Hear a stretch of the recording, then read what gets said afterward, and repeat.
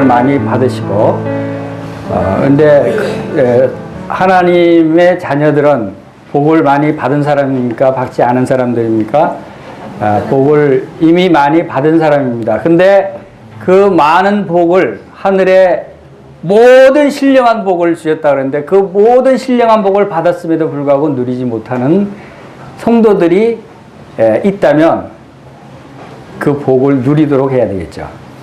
그래서 하나님께서 우리에게 주신 모든 복을 다 누리십시오 라고 인사를 드리는 것이 좋을 것 같아요. 여러분 다 하나님께 주신 복을 다 누리시는 한 해가 되시기를 바랍니다. 네, 아멘 하신 분들은 복을 많이 누리실 것입니다. 오늘 그 히브리서 5장 11절 말씀 함께 보시겠습니다. 히브리서 5장 11절 말씀입니다. 11절부터 6장 3절까지 제가 봉독해 드리겠습니다. 멜기세덱에 관하여는 우리가 할 말이 많으나 너희가 듣는 것이 둔함으로 설명하기 어려우니라. 때가 오래 되었으므로 너희가 마땅히 선생이 되었을 터인데 너희가 다시 하나님의 말씀의 초보에 대하여 누구의 가르침을 받아야 할 처지니 단단한 식물은 못 먹고 젖이나 먹어야 할 자가 되었도다. 이는 젖을 먹는 자마다 어린아이니 의의 말씀을 경험하지 못한 자요 단단한 음식은 장성한 자의 것이니 그들은 지각을 사용함으로 연단을 받아 선악을 분별하는 자들이니라. 그러므로 우리가 그리스도 도의 초보를 버리고 죽은 행실을 회개함과 하나님께 대한 신앙과 세례들과 안수와 죽은 자의 부활과 영원한 심판에 관한 교훈의 터를 다시 닦지 말고 완전한 대로 나아갈지니라. 하나님께서 허락하시면 우리가 이것을 하리라. 여러분 이제 새해를 맞이했으니까 여러분 나이도 한 살 더 먹었죠. 여러분 나이를 먹는 것이 좋죠. 잘하니까. 네, 나이를 먹는 것이 안 좋은 분도 계십니다. 그렇죠. 우리 육신의 나이는 어느 정도만 먹으면 그 다음부터는 안 먹는 게 좋습니다. 왜냐하면 육신은 성장할 때까지는 성장하고 그 다음부터는 서서히 퇴보하는 그런 성질이 있습니다. 그래서 육신의 나이는 안 먹는 게 좋다는 생각을 갖고 있는 분이 저를 포함해서 많이 있습니다. 그러나 영적인 나이는 먹으면 좋겠습니까? 나쁘겠습니까? 영적인 나이는 영원히 성장하는 것이 성장하게 되고 성장하는 것이 좋습니다. 여러분들이 영적인 나이를 오늘은 여러분들 육신의 나이를 잊어버리고 영적인 나이를 생각하면서 여기 이 말씀이 무엇에 관한 말씀입니까? 우리가 어린아이가 되지 말고 장성한 자가 되라 라고 하는 말씀이에요. 그래서 어린아이와 장성한 자에 대한 말씀을 주십니다. 여러분들이 지금 영적으로 어린아이 상태인지 장성한 자의 상태인지 여러분 오늘 이 말씀을 통해서 여러분 자신을 점검할 수 있게 되기를 바랍니다. 그리고 이 말씀을 통해서 여러분들이 아직 장성한 자가 되지 못했다고 스스로 생각이 되어지면 말씀을 통해서 어떻게 하면 내가 더 장성한 자가 될 수 있는가 라고 하는 것을 여러분들이 이 말씀을 통해서 발견할 수 있게 되기를 바랍니다. 이 말씀에 오늘 이제 초반 소두에 보면은 멜기세덱에 관하여 라고 말씀이 시작이 됩니다. 우리가 이미 히브리서 5장에서부터 4장 5장에서부터 예수 그리스도의 대제사장 되심에 대해서 우리가 배워왔습니다. 이 예수 그리스도의 대제사장 되심은 사실 어려운 내용이에요. 하나님께서 비밀로 감춰져 있던 말씀이에요. 그래서 사실 이 세상 사람들은 그것을 도저히 이해하지 못하지만 또 영적으로 하나님의 자녀가 된 구원받은 성도일지라도 이 말씀을 다 이해하지 못할 수도 있어요. 그것이 이미 이 말씀에서도 멜기세덱에 관하여는 우리가 할 말이 많으나 너희가 듣는 것이 둔함으로 설명하기 어렵다라고 서두에 말씀을 하시듯이, 자, 이 멜기세덱에서 대해서 더 자세히 설명해야 되는데, 영적인 상태가 이 서신서를 받는 수신자들이 바로 이 영적인 상태가 아직 어린아이 상태였다고 하는 것을 우리가 엿볼 수 있습니다. 그렇죠? 여러분들은 이 멜기세덱에 관해서 자세히 알고 있습니까? 이 멜기세덱에 관해서 말씀을 많이 이제 듣는다고 해도 다 이해할 수 있습니까? 그러면 여러분들은 어린아이가 아닌 것이에요. 자, 우리가 이것은 한 예로 이제 이렇게 말씀드릴 수 있지만, 자, 이 멜기세덱에 관해서는 우리가 지금 이 히브리서를 기록한 저자는 이제 계속해서 다른 말씀을 하시면서 7장에 가서 상세하게 멜기세덱에 대해서 설명을 하기 시작합니다. 우리가 멜기세덱에 관해서는 그때 다시 우리가 배우기로 하고, 영적으로 지금 우리가 이 하나님의 많은 말씀들을 여기에 표현하기는 단단한 식물이라고, 단단한 음식이라고 표현한 이 하나님의 말씀들을 우리가 다 듣고 소화할 수 있는 영적으로 장성한 상태인가 아닌가 하는 것을 우리가 좀 점검할 필요가 있습니다. 그래서 오늘은 그 말씀을 우리가 왜 성장해야 되는가에 대한 말씀과, 또 영적 어린아이의 상태와 영적 장성한 자의 상태가 어떤 상태인가에 대한 말씀과, 또 어떻게 우리가 성장할 수 있는가에 대한 말씀을 주제로 해서 교제를 하기를 원합니다. 그럼 먼저 왜 영적으로 우리가 성장해야 되는가, 그 부분에 대해서 생각해 보겠습니다. 여러분, 왜 성장해야 되는가 라고 생각하십니까? 그것은 바로 우리가 하나님의 말씀에 우리가 성장하기를 바라고 계시기 때문에, 하나님의 말씀이 성장하라고 명령하고 계시기 때문에, 하나님께서 우리를 자라기를 원하고 계시기 때문에 우리가 성장해야 된다고 하는 것이에요. 그리고 당연히 모든 생명이 있는 생명체는 자라게 돼 있어요. 자라지 않으면 그것은 비정상적인 상태다라고 하는 것을 말씀하고 있고, 또 더더욱이 우리 영적인 생명, 하나님께로부터 받은 우리의 영적인 생명은 더더욱이 자라갈 것을 말씀하고 있습니다. 시편 92편 12절에서는 의인은 종려나무같이 번성하며 레바논의 백향목같이 성장하리로다 라고 하는 말씀이 있어요. 종려나무와 백향목, 얼마나 튼튼하고 쭉쭉 뻗어나가는 나무들입니까? 의인은 바로 그와 같이 성장하고 번성하고 발육하기를 하나님께서는 원하시는 것이에요. 우리 여러분들은 다 의인이지 않습니까? 레바논의 백향목이 얼마나 힘있게 쭉쭉 뻗어나가는가 하는 것을 우리가 생각해 보면, 우리 모든 성도님들은 하나님의 말씀 안에서 영적으로 쭉쭉 자라고 해마다 자라는 것이 보여져야 된다는 것이죠. 저는 요즘 마음에 기쁨이 있습니다. 우리 교회 형제 자매님들이 눈에 띄게 영적으로 성장하는 모습을 볼 때 참 마음이 기쁨이 있어요. 형제 자매님들이 말씀을 사모하고, 또 봉사하기를 사모하고, 서로 모이기를 힘쓰고, 또 말씀 안에서 많은 것을 배우고, 또 실제적으로 복음을 전하고 하는 이런 영적으로 성장하는 모습들이 눈에 띄게 나타나는 분들이 많이 있어요. 저는 이것이 참으로 주님께서 우리 교회를 축복하시는 모습이다 라고 생각이 되어집니다. 그리고 하나님 말씀에서는 고린도전서 14장 20절에서는 형제들아, 지혜는 아이가 되지 말고 악에는 어린아이가 되라. 지혜에 장성한 사람이 되라.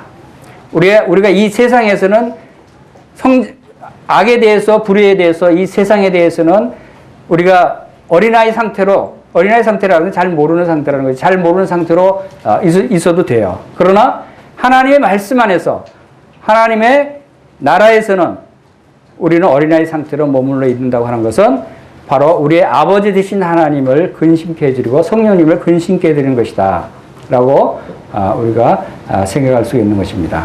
그래서 하도 발도 골로새서 교회 성도들 향해서 기도하는 가운데 골로새 1장 9절에서 이런 기도를 합니다. 너희로 하여금 모든 지혜와 총명의 하나님의 뜻을 아는 것으로 채우게 하시고, 또 주께 합당히 행하여 범사에 기쁘시게 하고 모든 선한 일에 열매를 맺게 하시며 하나님을 아는 것에서 자라게 하시기를 그치지 않고 구한다 그랬어요. 계속해서 지속적으로 항상 기도한다 그랬어요. 무엇을? 하나님을 아는 것에서 자라게 하시기를 구한다. 여러분들도 하나님을 아는 것에서 자라게 되시기를 바랍니다. 자, 여기 우리가 살펴본 히브리서 5장 11절 말씀부터 히브리서 5장 14절 말씀 사이에 우리가 몇 가지 눈여겨볼 단어들이 나옵니다. 선생이라는 단어가 나와요.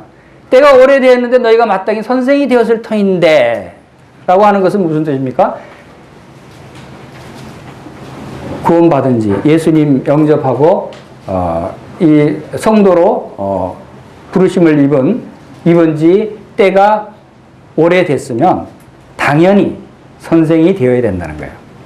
다른 사람에게 복음을 전할 수도 있고 말씀을 가르칠 수도 있고 이것이 당연한 것이라는 것이 이것이 하나님께서 우리에게 주신 하나님의 뜻이고 목적이고 하나님이 원하시는 것이라는 거예요.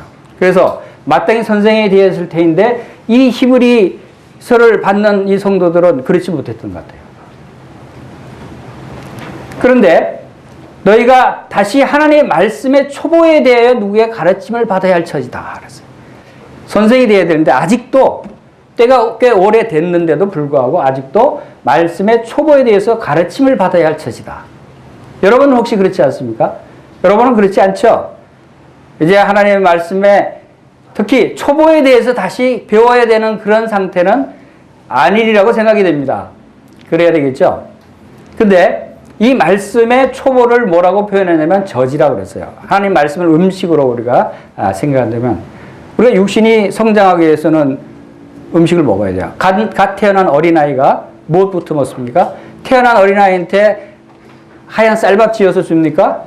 태어난 어린이는 그것을 소화하지 못해요. 그래서 젖을 먹이죠. 갓나는 어린아이는 젖부터 먹으면서 이제 젖을 먹어서 단단한 음식을 먹을 정도의 육신 위장이라든가 모든 그 신체 기관들이 어느 정도 자라면 그때 이제 단단한 이유식을 먹이기 시작하고 단단한 음식, 밥을, 고기를 이제 차차 먹이면서 점점 강해져 가죠. 자라가죠. 그래 영적으로도 마찬가지라는 거예요. 영적으로도 이제 우리가 하나님의 자녀로 갓 태어난 어린아이라면 우선 처음에는 젖을 먹어야 되는 거예요. 그 젖이 무엇이냐면 하나님의 말씀의 초보라는 거예요. 하나님의 말씀의 초보가 무엇인가 하는 건 이제 6장 1절부터 나옵니다만 그리고 이제 이러한 음식을 먹어야 되고 젖을 먹어야 되고 또 13절에 보면은 어린아이니 의의 말씀을 경험하지 못한 자요. 하나님의 말씀을 의의 말씀을 경험하지 못한 자라고 말씀합니다. 여러분, 하나님의 말씀을 여러분 많이 아십니까? 많이 안다고 해서 장성한 자라고 착각하시면 안 돼요. 우리가 하나님의 말씀을 많이 안다고 해서 무조건 다 장성한 자다. 그렇게 착각할 수 있어요. 그러나 우리가 말씀을 살펴보면 장성한 자의 모습은 지식적으로 아는 것에 그치는 것이 아니라는 거죠. 여기 뭐라고 말씀합니까? 의의 말씀을 안다고 그랬습니까? 경험되어져야 되는 거예요. 하나님의 말씀을 여러분들이 경험할 수 있어요. 그 말씀을 통해서 내 마음이 변화가 되고 내가 그 말씀을 통해서 하나님의 뜻을 알게 되고 그 말씀이 내 생활에 적용되고 하는 지식적으로 아는 것이 아니라 마음으로 아는 것을 원하시는 것이에요. 지식적으로 많은 말씀을 알고 있다 할지라도 그 마음으로 이 말씀을 내 삶 가운데 적용하지 못하고 경험하지 못하고 하나님의 뜻을 알지 못하면 그것은 아직도 어린아이 상태라고 얘기할 수 있다는 거예요. 자, 우리가 이제 그런 부분들을 우리가 한번 살펴보겠습니다. 자, 영적인 어린아이의 특징은 그럼 어떠한 모습인가? 여기서 우리 히브리서 5장 11절 이후에 이 말씀에서 어린아이 특징에 대해서 우리가 살펴봤죠? 젖을 먹어야 한다. 아직도. 왜? 그것은 말씀의 기초 초보가 부족하기 때문에 기초 초보에 대해서 더 배워야 한다는 것을 의미하는 것이죠. 그리고 둘째로는 의의 말씀을 경험하지 못했다. 라고 하는 것을 보게 됩니다. 자, 그리고 실제적으로 그 삶 가운데 나타나는 모습을 통해서 우리가 알 수가 있어요. 영적으로 어린아이인지 영적으로 장성한 자인지 우리 고린도전서 3장 1절부터 한번 살펴보겠습니다. 고린도전서 3장 1절 1절에서 3절 말씀입니다.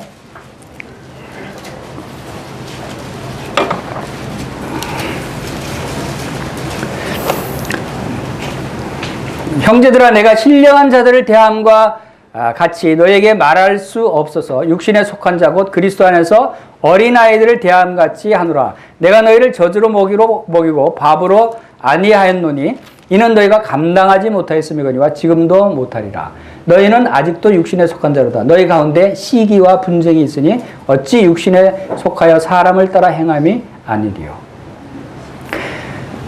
여기에는 우리가 교회 안에 구원받은 성도들 가운데는 두 종류의 성도들이 있을 수 있다고 우리가 볼 수 있습니다. 우선 첫 번째 신령한 자, 신령한 성도들이 있는가 하면 또 하나는 사도 바울이 표현한 대로 육신에 속한 자. 여기 육신에 속한 자는 구원받은 성도 중에서 육신에 속한 자를 의미하는 것입니다. 육신에 속한 자가 있을 수 있어요. 왜냐하면 아직도 구원받았지만 여전히 그 삶이 우리 안에 거하시는 성령님을 쫓아 행하지 아니하고 육신을 쫓아 행하는 모습. 그러니까 아직도 영적으로 어린아이의 모습이다라고 표현하고 있죠. 그리스도 안에서 어린아이를 대함과 같이 하노라. 내가 너희를 저주로 먹이다. 여기도 이제 저주로 표현합니다. 하나님 말씀을 이제 저주로 먹인다. 그리고 너희 가운데 아직도 육신에 속한 자인데 너희 가운데 무엇이 있다고요? 시기와 분쟁이 있다. 자, 시기와 분쟁이 나타나는 사람은 아직도 육신에 속한 자라고 볼 수 있고 영적으로 어린아이라고 볼 수가 있는 거예요. 여러분 어린아이의 특성을 우리 여러분의 자녀들을 생각해 보면 쉽게 어린아이의 특성을 우리가 알 수가 있죠. 어린아이들은 참을성이 별로 없어요. 그렇죠? 조금 더 집회 시간에 앉아있으려면 못 참고 튀어나가죠. 참을성이 없어요. 또 어린아이들은 어떤 특성이 있습니까? 온유하지가 않아요. 그냥 자기 생각대로 자기 기분 나쁘면 그냥 큰 친구한테 한 방 때리기도 하고 밀치셔서 넘어뜨리기도 하고 이 좀 난폭한 성격을 가지고 그대로 표현을 해요. 그리고 어린아이는 시기하는 마음이 있어요. 투기하는 마음이죠. 누가 다른 더 좋은 장난감 가지고 있으면 그냥 그걸 어떻게 하면 뺏을 수 있을까? 어떻게 하면 저걸 내 것을 만들 수 있을까? 그냥 친구가 좋은 거 가지고 있으면 자기를 기뻐하는 게 아니라 그냥 마음이 상하여서 그것을 질투하는 거예요. 그런 마음이 있어요. 어린아이의 마음이죠. 또 어린아이들은 자랑합니다. 뭐 좋은 거 있으면 우리 아빠가 이 좋은 거 사줬다 하고 자랑하죠. 또 어린아이는 교만합니다. 자기가 뭐 좀 갖고 있다, 뭐 할 수 있다 하면은 아이들한테 막 자랑하고 이 자랑하는 걸 좋아하죠. 또 어린아이는 무례히 행합니다. 그렇죠? 어른이고 엄마 아빠고 함부로 막 이렇게 행동하는 것들이 어린아이의 모습이에요. 무례히 행하는 것은 어린아이의 모습이에요. 그리고 자기 유익만 생각해요. 자기만 생각해요. 자기 동생이 더 좋은 거 가져도 동생 것도 뺏고 동생이 엄마 사랑을 더 받으면 동생을 엄마 안 볼 때 그냥 치워받고. 어린아이 모습이에요, 그게. 그리고 악하고 불의한 것들 판단할 줄 몰라요. 악하고 불의한 것도 그냥 자기가 좋아서 막 즐겨하고. 이것이 어린아이의 모습이에요. 여러분, 이 말씀이 어디서 많이 들었던 말씀 아니에요?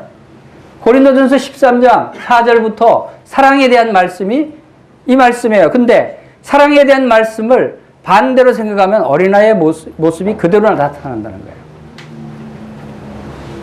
어린아이는 사랑이 없다는 거예요. 여러분들은 이런 모습이 아닌 것에 대해서 참 감사합니다.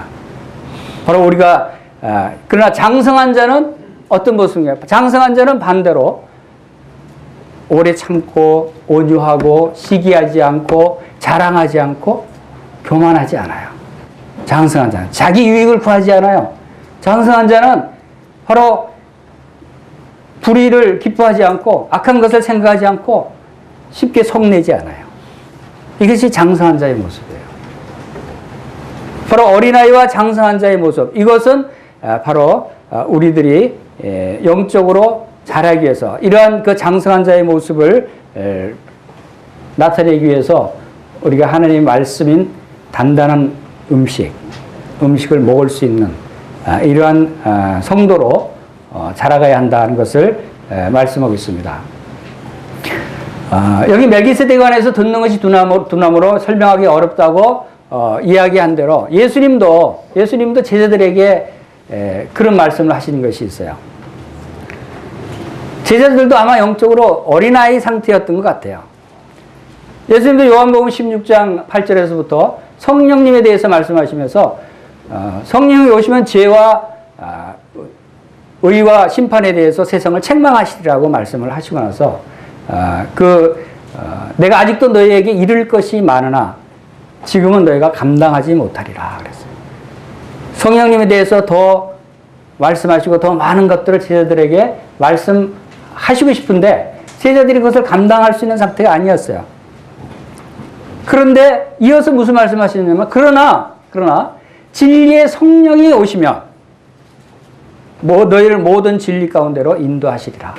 그가 스스로 말하지 않고 오직 들은 것을 말하며 장래 일을 너희에게 말할 것이다 라고 제자들에게 말씀하신 것을 우리가 볼 수 있습니다.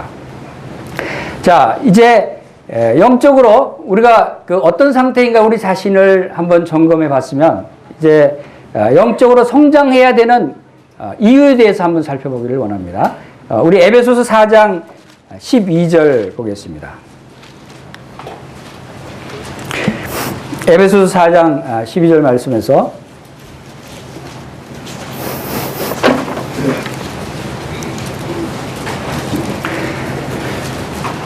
12절부터 16절 말씀입니다. 이는 성도를 온전하게 하여 봉사 일을 하게 하며 그리스도의 몸을 세우려 하심이라. 우리가 다 하나님의 아들을 믿는 것과 아는 일에 하나가 되어 온전한 사람을 이루어 그리스도의 장성한 분량이 충만한 데까지 이르리니 이는 우리가 이제부터 어린아이가 되지 아니하여 사람의 속임수와 간사한 유혹에 빠져 온갖 교훈의 풍조에 밀려 요동하지 않게 하려 함이라. 오직 사랑 안에서 참된 것을 하여 범사에 그에까지 자랄지라. 그는 머리니 곧 그리스도라. 그에게서 온 몸이 각 마디를 통하여 도움을 받음으로 연결되고 결합되어 각 지체의 분량들이 역사하여 그 몸을 자라게 하며 사랑 안에서 스스로 세우느니라. 자, 여기서 우리는 왜 성장해야 되는가, 왜 장성한 자가 되어야 되는가 하는 이유를 발견할 수 있어요. 그 이유가 뭐죠? 그것은 12절에 말씀하신 대로 성도가 온전하게 되기 위해서는 우리가 성장해야 된다는 거예요. 그리고 또 한 가지 있어요. 한 가지 그리스도의 몸을 세우게 하기 위해서. 영적으로 장성한 자가 되어야 하는 이유는 두 가지라고 말씀하고 있는 것입니다. 우리 자신이 온전한 자가 되기 위해서. 첫째. 둘째. 그리스도의 몸을 세우기 위해서. 그리스도의 몸이 뭐죠? 그리스도의 몸은 교회예요. 교회의 머리가 그리스도고 그리스도의 몸이 교회라고 말씀하십니다. 에베소서 1장 마지막 부분에 만물 위에 교회의 머리로 그리스도를 세우셨어요. 그리고 교회는 바로 그리스도의 몸이다라고 말씀하셨어요. 우리가 개인적으로 영적으로 성장해야 되는 이유가 바로 이 두 가지라는 사실 여러분들이 잊지 마시기를 바랍니다. 여러분, 우리 자신의 문제뿐만 아니라 교회의 문제라는 거예요. 교회의 문제라고 하는 것은 그리스도의 몸, 즉 그리스도의 문제예요. 한번 생각해 보세요, 여러분. 머리는 그리스도인데 몸은 아직 갓난 어린아이 상태로 계속 머물러 있다. 그러면 주님이 기뻐하시겠습니까? 우리가 여기에 그 13절부터는 13절에 보면은 우리가 장성해야 되는데 그 장성하는 목표가 어디까지 장성해야 된다고 말씀하시냐면 그리스도의 장성한 분량이 충만한 데까지라고 말씀하고 있어요. 그렇죠? 우리가 성장해야 되는데 왜 그리스도의 장성한 분량이 충만한 데까지 자라야 되느냐 하면 우리는 그리스도의 몸이기 때문에 머리가 되신 그리스도만큼 몸도 자라야 정상이 될 거 아니에요. 주님이 원하시는 것은 거기까지예요. 머리만 크고 몸은 조그만하면 정상이 아니잖아요. 우리가 영적으로 볼 때 우리가 그리스도를 닮아야 하는 이유, 그리스도를 본받아야 하는 이유, 그리스도의 장성한 분량에까지 도달해야 되는, 이거는 대단히 중요한 이유예요. 꼭 그렇게 돼야만 하는 거예요. 왜냐? 우리 교회는 그리스도의 몸이기 때문에. 머리 대신 그리스도와 조화를 이루기 위해서는 그리스도의 몸만큼 우리도 영적으로 장성해야 된다는 거예요. 이건 주님이 참으로 심각하게 말씀하시는 거예요. 우리 많은 성도들이 자신의 영적인 성장에 대해서 좀 안이하게 생각합니다. 아니, 난 뭐 영적으로 어린 나이 좀 상태로 있다가 천국만 가면 되는 거 아니야? 뭐, 이렇게 생각할 수 있어요. 그러나 그것은 아주 잘못된 생각이라는 거죠. 우리 자신만을 생각해서는 안 된다는 거예요. 우리 교회, 주님의 몸을 생각해야 되는 거예요. 그래서 교회가 온전히 세움을 입는 것을 주님이 원하신다는 것을 여기에서 발견할 수 있습니다. 영적으로 성장하는 이유가 두 가지라고 그랬죠. 영적으로 성장해야 되는 그 목표가 어디까지라고 그랬습니까? 그리스도의 장성한 분량에까지라고 그랬습니다. 그래서 15절에서도 범사에 그에게까지 자랄지라 그랬어요. 범사에, 모든 일에, 우리가 생활하는 모든 일에 예수 그리스도에까지 자라라는 거예요. 예수 그리스도에. 그러면 어떻게 그렇게 할 수 있는가? 자, 우리가 어떻게 이렇게 그리스도의 장성한 분량에까지 이룰 수 있을까요? 어떻게 자랄 수 있을까요? 어떻게 장성한 자가 될 수 있을까요? 자, 이 부분에 대해서 몇 가지 더 말씀을 찾아보겠습니다. 먼저 우리가 본문 말씀에서 히브리서 6장 1절, 2절에서 영적으로 성장하기 위해서 무엇이 필요한가, 어떤 방법으로 영적으로 성장해야 되는가에 대해서 우선 첫 번째 말씀이 나와 있습니다. 그것이 뭡니까? 그러므로 우리가 그리스도의 도의 초보를 버리고 죽은 행실을 회개함과 하나님께 대한 신앙과 세례들과 안수와 죽은 자의 부활과 영원한 심판에 관한 교훈의 틀을 다시 닦지 말고 완전한 대로 나아갈지니라 그랬어요. 자, 영적으로 성장하기 위한 첫 번째 단계. 다시 따라해보겠습니다. 기초를 튼튼히 하자. 이거는 어디서나 다 사용되는 말이죠. 기초가 튼튼해야 돼요. 여러분 학교 공부도 기초가 튼튼해야 상급 학년으로 올라가서 잘할 수 있죠? 우리 영적으로도 마찬가지예요. 기초가 튼튼해야 돼요. 그 기초가 뭡니까? 여기에 말하는 말씀의 초보, 그리스도 도의 초보가 기초예요. 그것이 뭡니까? 그것이 구체적으로 1절, 2절에서 말씀하고 있는데 6가지를 말씀하고 있어요. 그 기초가 6가지인데 기초가 뭡니까? 첫 번째, 죽은 행실을 회개함과 하나님께 대한 신앙. 또 세리들과 안수와 죽은 자의 부활과 영원한 심판. 6가지를 말씀하시는데 자세히 보면 이 6가지가 2가지씩 짝을 이뤄서 3가지 부분으로 나눠져 있는 것을 보게 됩니다. 2가지씩 짝을 이뤘어요. 그것이 뭡니까? 죽은 행실을 회개함과 하나님께 대한 신앙이 한 짝이에요. 그리고 세례들과 안수가 한 짝이에요. 그리고 죽은 자의 부활과 영원한 심판이 한 짝을 이루는 것을 우리가 보게 됩니다. 이것을 여기에 말씀에는 그리스도 도의 초보를 버리고, 이것을 버리라는 의미일까요? 이것을 버리라는 의미일까요? 이것을 버리라는 것이 아니라 그리스도 도의 초보를 버리고 뒷부분에 교훈의 털을 다시 닦지 말고 완전한 대로 나아가라고 하는 말씀은 그리스도 도의 초보를 무시하고 버리라는 뜻이 아니고 이것을 견고하게 털을 닦아 놓은 다음에 그 터 위에서 다시 진보하라는 거예요. 다시 말씀드리면 이사야서 28장 24절에서 파종하는 농부 이야기가 나오죠. 농부가 파종하는 목적이 뭡니까? 열매를 수확하기 위해서 농사를 짓는 거예요. 근데 이 파종하기를 원하는 농부가 이제 그 파종하려고 가는 자가 어찌 쉬지 않고 갈기만 하겠느냐는 말씀이 있어요. 씨를 뿌려서 열매를 거둬야 할 농부가 계속해서 밭만 고르고 있으면 되겠어요? 1년 내내 밭만 고르고 있으면 되겠어요? 안 되죠. 밭이 어느 정도 골라졌으면 그 다음에 땅을 개간해서 이제 씨를 뿌릴 수 있는 그러한 땅으로 고르게 잘 이렇게 개간을 해야 되지 않습니까? 그 다음에 그 개간이 됐으면 이제 털을 다 닦았으면 그 다음에 뭘 해야죠? 씨를 뿌려야 돼요.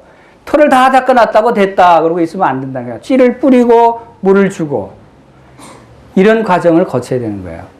그런데 우리도 영적으로 그리스도도의 초보를 처음에는 배워야 되겠죠. 젖을 먹어야 되니까. 그러나 계속해서 그리스도의 초보만 계속 먹고 있으면 되겠어요? 초보에 대한 말씀만 계속 배워서 되겠어요? 이제 거기에 견고하게 털을 닦았으면 이제 거기에 한 발 더 나가야 된다는 거예요. 자, 이 그리스도의 초보가 뭡니까? 초보가 첫 번째, 죽은 행실을 회개한과 하나님께 대한 신앙의 교훈이라고 그랬어요. 여러분, 이 죽은 행실을 회개한과 하나님께 대한 신앙의 교훈의 털을 잘 닦으셨습니까? 죽은 행실을 회개한다는 것이 뭡니까? 모든 사람이 죄를 범했기 때문에 바로 사망을 당할 수밖에, 영원한 형벌을 받을 수밖에 없는 바로 죄인들이에요.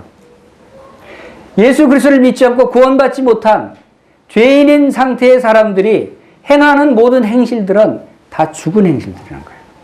그래서 무엇을 의미합니까? 믿지 않는 사람들의 죄인이 행하는, 아무리 그 사람이 선을 행한다고 해도, 아무리 그 사람이 많은 헌금을 한다고 해도, 아무리 그 사람이 좋은 구제를, 좋은 사업을 한다고 해도 다 그것은 죽은 행실이라는 거예요. 하나님 앞에서. 그렇기 때문에 그 죽은 행실을 회개하라, 돌이키고 뉘우쳐서 바로 그것이 자신이 죄인이라는 사실을 깨닫고 회개하고 예수 그리스도를 믿고 구원을 받아야 한다는 것을 의미하는 거예요. 예수 그리스도의 십자가의 보혈이 우리의 모든 죄를 다 용서하셨다는 사실을 그들이 깨닫고 바로 믿음으로 의롭다함을 얻어야 하는 것을 말하고 있는 것이고, 하나님께 대한 신앙은 바로 이 일을 위해서 하나님께서 예수 그리스도를 보내주시고 예수 그리스도께서 바로 우리의 모든 죄를 담당하심으로 바로 나를 믿는 자는 하나님을 믿는 자라고 말씀하신 대로, 또 요한복음 5장 24절에 내가 진실로 너에게 이르노니 내 말을 듣고 나 보내신 이를 믿는 자는 영생을 얻었고 심판에 이르지 아니하나니 사망에서 생명으로 옮겼느니라 라고 말씀하신 대로 하나님께 대한 신앙을 가져야 되는 거죠. 이것이 기초예요. 첫 번째 기초라는 거예요. 그리고 두 번째 기초는 뭐라고 말씀하셨어요? 세례들과 안수라고 말씀하십니다. 이 세례는 무엇을 의미합니까? 우리가 침례로 표현하는 것이죠. 이 세례는 뵙티즘, 침례를 말하는 것입니다. 침례가 왜 우리의 영적인 기초가 됩니까? 침례가 의미하는 그 의미를 우리가 생각하면 우리가 이 침례라고 하는 것, 침례 받는다고 하는 것이 얼마나 중요한 것인가를 알 수가 있어요. 침례는 예수 그리스도를 믿는 사람이 첫 번째로 하나님께 순종하는 것이에요. 그리고 이 침례를 마태복음 28장 19절에서 너희는 가서 모든 족속으로 제자를 삼아 아버지와 아들과 성령의 이름으로 세례를 주고 내가 너희에게 가르쳐 분반 모든 것을 가르쳐 지키게 하라고 하신 주님의 이 명령이 침례를 줄 때 누구의 이름으로 주라고 그랬어요? 아버지와 아들과 성령의 이름으로 세례를 주라고 그랬어요. 다른 어떤 명령에도 이 삼위일체 되신 하나님, 아버지와 아들과 성령의 이름으로 행하신 것이 거의 없어요. 그것은 무엇을 의미합니까? 우리가 침례를 받는다고 하는 것이, 우리 침례 속에는, 우리가 침례를 받는 것은 바로 우리가 예수 그리스도를 믿고 이제 영적인 삶을 살게 될 때 우리가 누구의 이름으로 살게 되느냐면 아버지 하나님의 이름이 우리한테 있는 거예요. 아들 하나님의 이름이 우리한테 있는 거예요. 성령 하나님의 이름이 우리한테 주어졌다는 거예요. 우리는 아버지 하나님과 아들 하나님과 성령 하나님이 우리를 지키시고 보호하시고 책임지신다는 의미예요.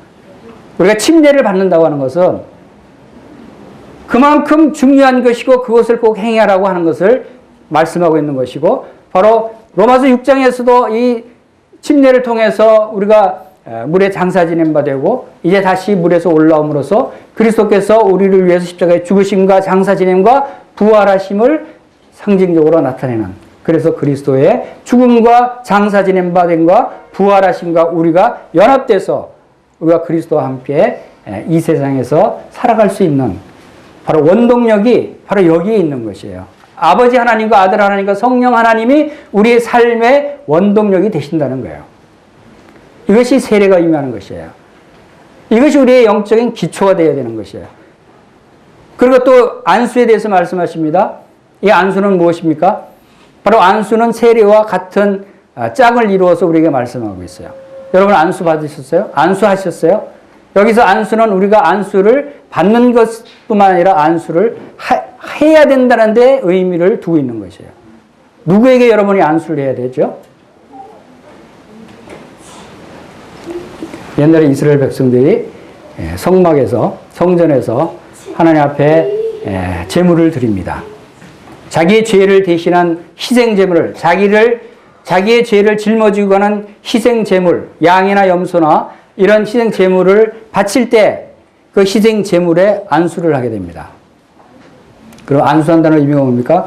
나의 모든 죄가 이 희생 제물에 옮겨져서 나를 대신해서 이제 이 희생 제물이 피를 흘리고 죽음으로써 하나님께서 나의 죄를 용서하신다. 그래서 안수함으로 해서 나의 모든 죄가 전가되는 것이에요. 그래서 나 대신 이 희생 제물이 죽음으로써 내 죄가 용서받는 것을 바로 그림자로 나타내 보이신 것이에요. 그와 마찬가지로 우리는 누구에게 안수해야 되죠? 우리의 희생 제물이 누굽니까? 예수 그리스도시라는 거예요. 우리는 영적으로 예수 그리스도께 안수를 한 사람들이에요. 여러분이 예수 그리스도께 안수할 때, 안수되었을 때 예수 그리스도의 모든 그 희생이 바로 나의 죄를 짊어지고 십자가에서 피를 흘리고 죽으신 것을 나타내는 것이에요. 그래서 그리스도와 연합된 자라고 말씀하고 있는 것이에요. 그리스도와 연합돼서 그리스도께서 나의 모든 죄를 짊어지고 죽으신 것. 이 안수의 의미는 그리스도와 나와 연합된 자다라고 하는 것을 나타내 보여주고 있는 거죠. 그래서 세례의 의미와 동일한 의미를 가지고 있는 것이죠. 그래서 세례와 안수를 우리의 영적인 기초를 말씀하고 있는 것이고, 자 이제 세 번째 기초는 뭡니까? 죽은 자의 부활과 영원한 심판에 대해서 말씀하고 있는 것이죠. 죽은 자의 부활. 여러분 죽은 자의 부활을 믿습니까? 우리가 부활을 믿지 않는다면, 부활이 없었다면 우리의 믿음이 다 헛것이라고 말씀하고 있는 것이에요. 예수 그리스도께서 십자가에 죽으셨지만 다시 하나님께서 지극히 크신 능력으로 바로 예수 그리스도를 죽은 자 가운데서 살리셨다라고 말씀하셨어요. 예수 그리스도를 죽은 자 가운데 살리신 것은 하나님의 크신 능력으로 그렇게 행하신 것이에요. 예수 그리스도의 죽은 자 가운데서 부활하신 것 같이 우리도 이제 예수 그리스도와 연합된 자로 우리가 죽었던 우리가 죄로 말미암아 영적으로 죽었던 우리가 주님과 함께 살아났다는 것이에요.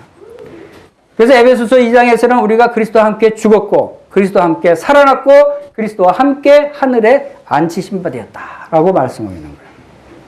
이것이 죽은 자의 부활이에요. 여러분 믿지 않은 사람은 부활할까요? 부활하지 않을까요? 믿지 않은 사람도 부활합니다. 모든 사람이 다 부활해요. 믿는 자는 생명의 부활로, 선한 일을 행한 자는 생명의 부활로, 또 악한 일을 행한 자는 심판의 부활로 나타난다고 요한복음 5장 29절에서 말씀하고 있죠. 모든 사람이 부활해요. 그런데 어떤 부활이냐 하면 생명의 부활로 나타날 것인가, 심판의 부활로 나타나실 것인가, 이것이 달라지는 것이에요. 여러분이 예수님을 믿고 거듭난 성도라면 이제 생명의 부활로 영원한 천국의 생명을 누리는 자로 다시 부활되는 것이고, 그러나 믿지 않는 불신자들은 이제 심판을 다시 부활해서 하나님의 백보자의 심판을 받고 영원한 지옥에 던져지는 이러한 일들이 분명히 일어난다고 하는 사실 여러분들이 기억하시길 바랍니다.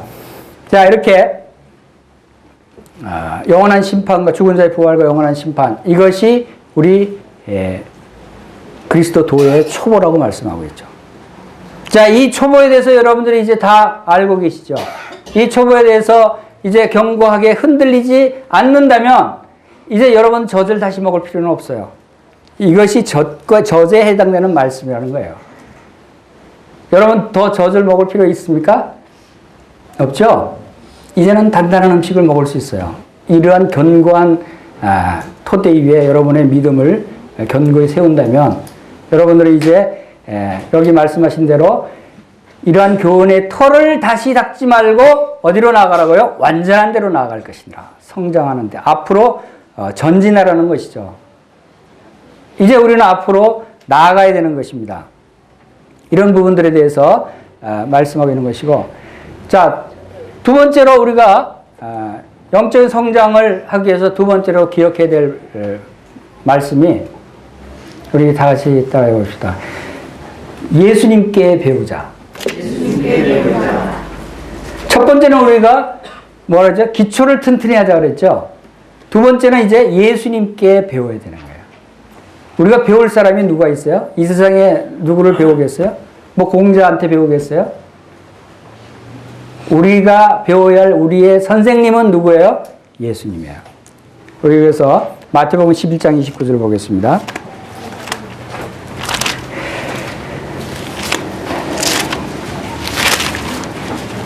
마태복음 11장 29절.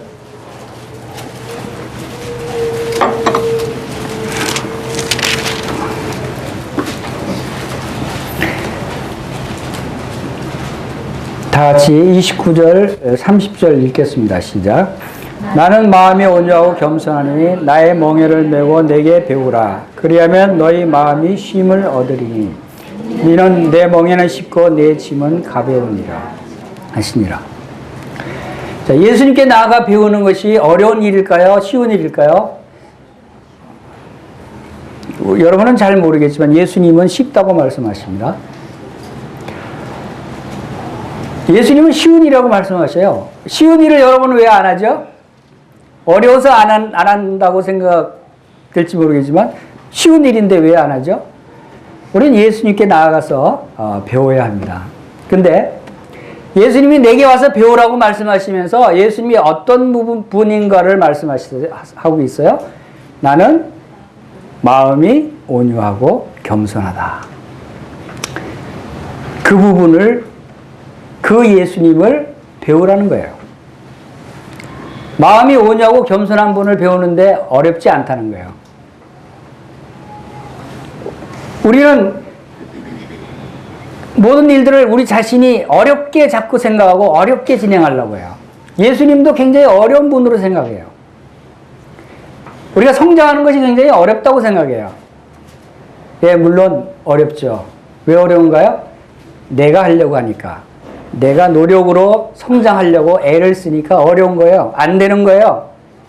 우리의 육신적인 생각으로, 육신적인 노력으로 애쓴다고 해서 성장이 되는 것이 아니에요. 육신적으로는 우리 육신은 뭐 좋은 음식, 영양분 많은 거 많이 먹고 하면은 몸이 강해질 수는 있어요. 그럼 우리 영적인 일은 영적으로 해야지 영적인 일을 육신적인 노력으로 해서는 안 된다는 거예요. 주님은 예수님을 따르는 사람들에게 뭐라고 가르쳤는지 아세요? 예수님께 와서 배우기를 원하는 사람들에게 주님은 첫 마디가 뭔 줄 아세요?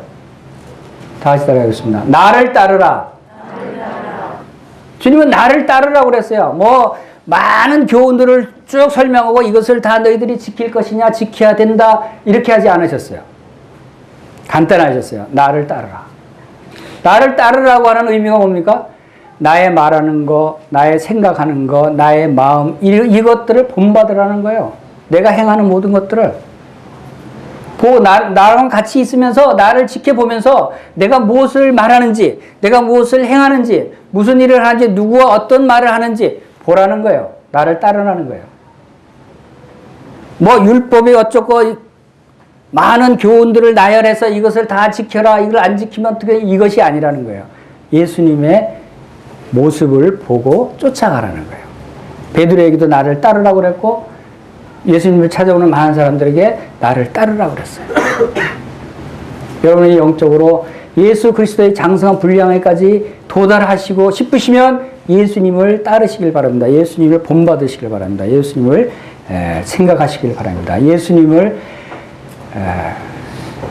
따라가는 것이 어떤 것이냐 하는 것을 우리가 잘 생각해 봐야 됩니다. 그것을 우리가 육신적으로 노력으로 애써서 되는 것이 아니고 그렇게 할 수 없는 것이기 때문에 그렇게 할 수 있도록 주님께서 우리에게 쉽게 주님을 배울 수 있는 것들을 우리에게 주셨어요. 그게 무슨 말씀이냐고요? 우리가 영적으로 그리스도의 장성한 분량에까지 이르를 수 있도록 필요한 것을 다 준비해 놓으셨다는 거예요. 다 준비해 놓고 주님은 우리가 주님께로 나오기를 바라신다는 거예요. 그것이 뭡니까? 우리에게 무엇을 주셨어요? 주님이 부활하셔서 하나님 보좌 우편으로 올라가시고 나서 부활하신 후 열흘 후에 우리에게 주신 것이 있어요. 그게 무엇이죠? 성령님을 주셨어요. 성령님. 부활하신 지 열흘 만에 내가 몇 날이 못 되어 너에게 보내리니 너희가 성령으로 세례를 받으리라 그랬어요. 그것이 오순절날 우리에게 보내주신 성령님이에요. 성령님께서 우리에게 오신 것은 바로 예수님이 하늘로 올라가시면서 예수님 대신에 우리를 도우시기 위해서, 우리를 지키시기 위해서, 우리에게 하나님의 말씀을 가르치시기 위해서, 우리가 영적으로 성장하게 하시기 위해서 우리에게 주신 분이 성령님이에요. 우리에게 오신 분이 성령님이에요. 우리 안에서 우리를 자라게 하시고 우리를 인도하시는 분이 성령님이라는 거예요. 여러분 안에 계시는 성령님을 인식하고 성령님께 의지하고 성령님께 여러분 자신을 내어드리면 여러분은 자동적으로 성장하는 거예요. 가지가 포도나무에 붙어 있으면 자동적으로 열매를 맺는 거예요. 어떻게 열매를 맺습니까? 자동 붙어 있기만 하면 열매를 맺는다고요. 가지가 할 게 뭐가 있어요? 그렇죠? 여러분은 예수 그리스도 안에 붙어 있는다고 하는 것은 여러분 안에 거하시는 성령님을 여러분들이 믿고 의지하고 성령님이 내 마음을 지배하시도록 여러분 자신을 성령님께 드리기만 하면 여러분은 성령님께서 우리를 위해서 기도해 주시고 성령님께서 우리에게 말씀해 주시고 성령님께서 우리를 자라게 하시는 거예요. 너희 안에 이 마음을 품으라 곧 그리스도의 마음이니 여러분 그리스도의 마음을 어떻게 품을 수 있어요?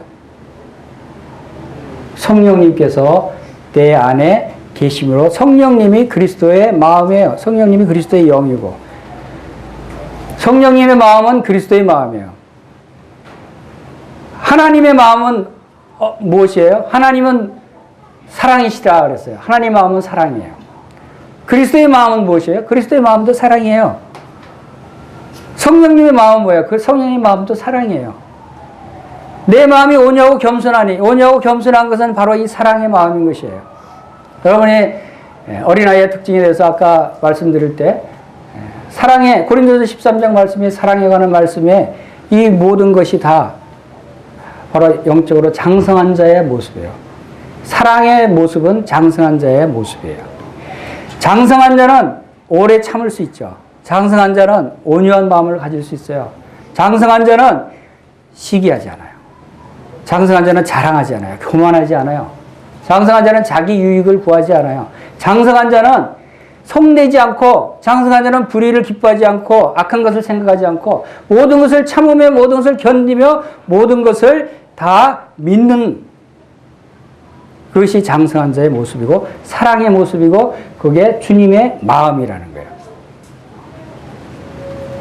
그럴 때 그러한 마음으로 말씀을 배워야 되는 거예요. 말씀을 들어야 되는 거예요. 그런 마음 없이 내 지식으로 아무리 많은 말씀을 안다고 해도 그것은 나를 영적으로 성장시키지 못한다고 하는 것이에요. 지식적으로 우리가 많은 말씀을 할 수 있어요. 그러나 그리스도의 이 오냐고 겸손한 마음, 그리스도의 이 사랑하는 마음, 이 마음이 없는 사람은 영적으로 성장한 사람이 될 수 없는 것이에요. 바리새인들이 얼마나 하나님 말씀 잘 알았어요? 하나님 말씀을 달달달 외웠어요. 하나님 말씀을 모든 말씀을 다 알았어요. 그러나 그들은 영적으로 죽은 자들이었어요. 중요한 것은 그리스도의 마음을 가져야 되는 거예요. 우리 고린도전서 2장 16절에서는 이런 말씀이 있습니다. 누가 주의 마음을 알아서 주를 가르치겠느냐? 우리가 그리스도의 마음을 가졌느니라.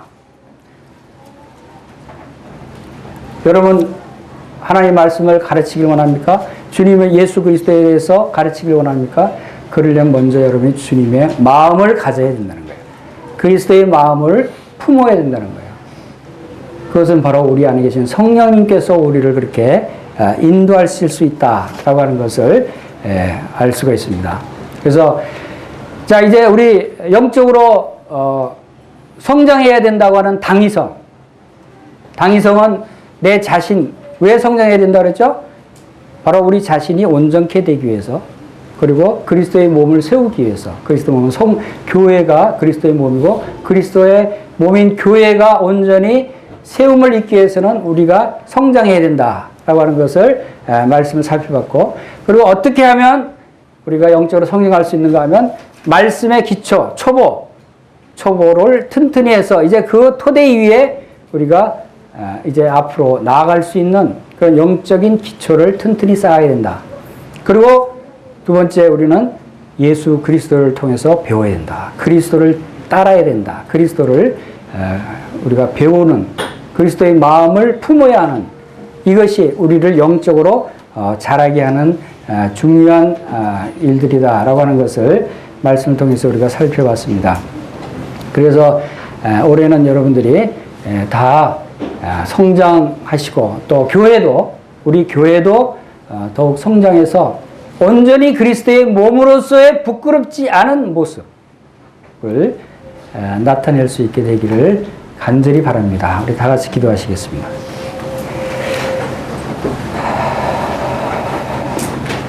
아버지 하나님, 저희들을